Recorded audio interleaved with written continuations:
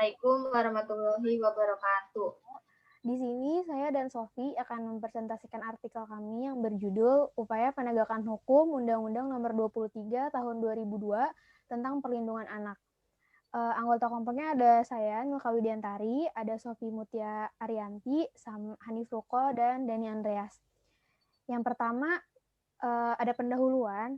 Anak adalah harapan bagi bangsa yang akan mendatang. Hak-hak yang diperoleh anak terhadap orang tuanya dan lingkungan sekitar sejak anak dilahirkan ke dunia yang berdasarkan hukum dan peraturan perundang-undangan yang berlaku. Perlindungan hukum terhadap anak diartikan sebagai upaya perlindungan hukum terhadap berbagai kebebasan dan hak asasi anak atau fundamental rights and freedoms of children, dan juga beberapa kepentingan lain yang menjadi kesejahteraan terhadap anak. Kekerasan dan perilaku buruk lainnya sangat dekat dengan kehidupan anak.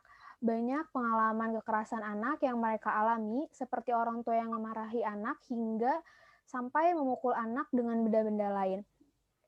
Walaupun ini disebut penganiayaan ringan, tetapi tetap saja perbuatan yang dilakukan dengan sengaja dan menimbulkan rasa sakit luar dalam terhadap anak, sehingga anak bisa saja menjadi trauma atas kejadian tersebut.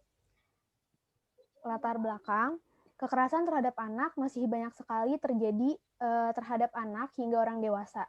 Kekerasan sering juga terjadi karena masalah biasa atau bukan masalah besar, tetapi juga karena emosi orang dewasa atau lingkungan sekitar hingga melampiaskan amarah kepada anak hingga menimbulkan kekerasan terhadap anak.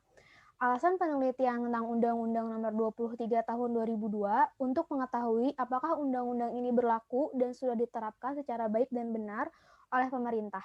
Apakah anak juga sudah mendapatkan hak dan kewajibannya yang layak?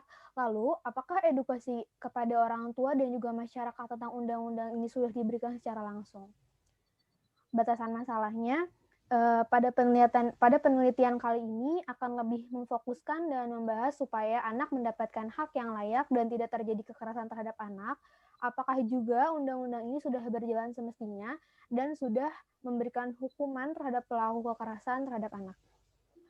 Metode penyusunannya, penelitian artikel ini merupakan jenis penyusunan studi literatur yang mana objeknya adalah pasal yang terkait tindak pidana dan penyebab terjadinya kekerasan terhadap anak. Data diperoleh dari berbagai jurnal dan sumber-sumber lainnya yang terkait dengan kekerasan terhadap anak. Untuk selanjutnya akan dilanjutkan oleh Sofi. Kajian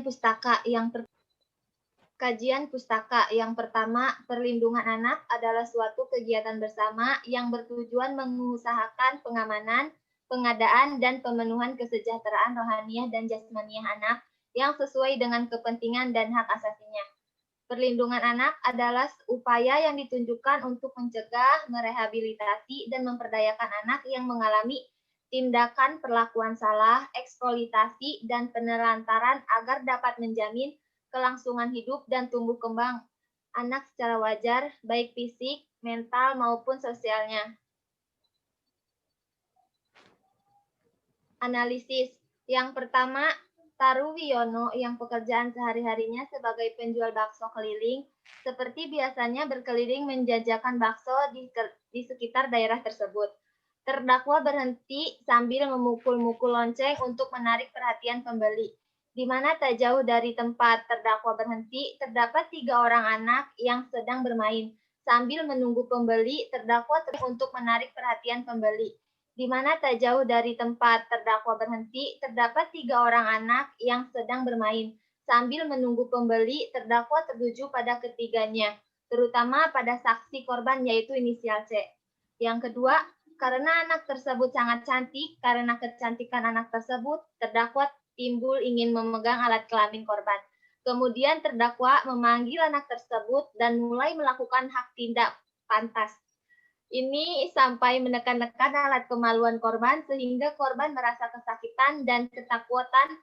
Lalu terdakwa diajukan persidangan oleh penuntut umum dengan dakwaan alternatif, yaitu pertama, melanggar ketentuan yang diatur dan diancam pidana dalam pasal 82 Undang-Undang Nomor 23 Tahun 2002 tentang Perlindungan Anak. Unsurnya sebagai berikut. Yang pertama, barang siapa melakukan kekerasan atau ancaman kekerasan memaksa melakukan tipu muslihat serangkaian kebohongan, atau bujuk untuk membiarkan dilakukan perbuatan cabul. Yang kedua, melanggar ketentuan yang diatur dan diancam pidana dalam pasal 290 KUHP, yang unsur-unsurnya sebagai berikut. Yang pertama, barang siapa melakukan pencabulan sedangkan diketahui atau patut harus disangka bahwa umur orang itu belum cukup 15 tahun, atau kalau tidak nyata berapa umurnya, bahwa orang itu belum masa buat kawin.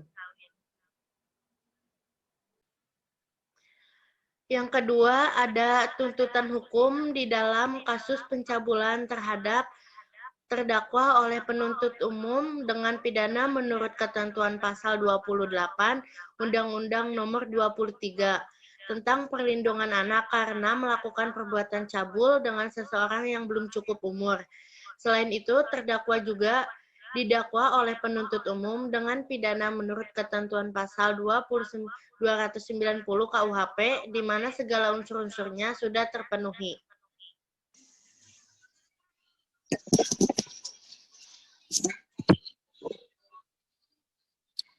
Perlindungan anak terhadap tindak pidana kasus pencabulan menurut Undang-Undang Nomor 23 Tahun 2002 terdiri dari dua sisi, yaitu dari sisi terdakwa dan sisi korban tersebut.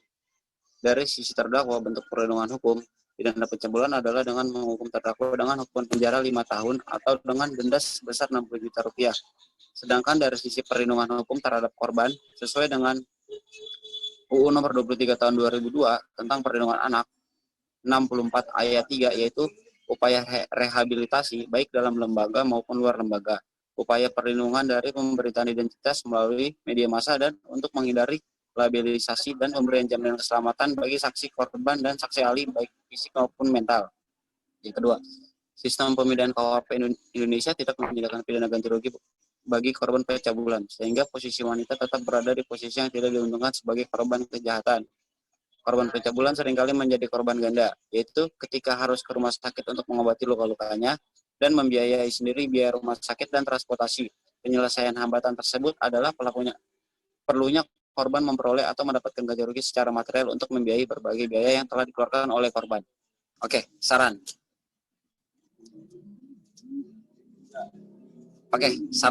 Di sini ada saran. Yang pertama yaitu Hakim dalam pengambilan keputusan terhadap tindak pidana pencabulan hendaknya dibuat secara kasuistik, yaitu dengan lebih memperhatikan kekhususan yang ada dalam kasus pencabulan terhadap anak-anak yang sehingga hakim dapat memberikan putusan yang adil baik dari sisi terdakwa maupun sisi korban.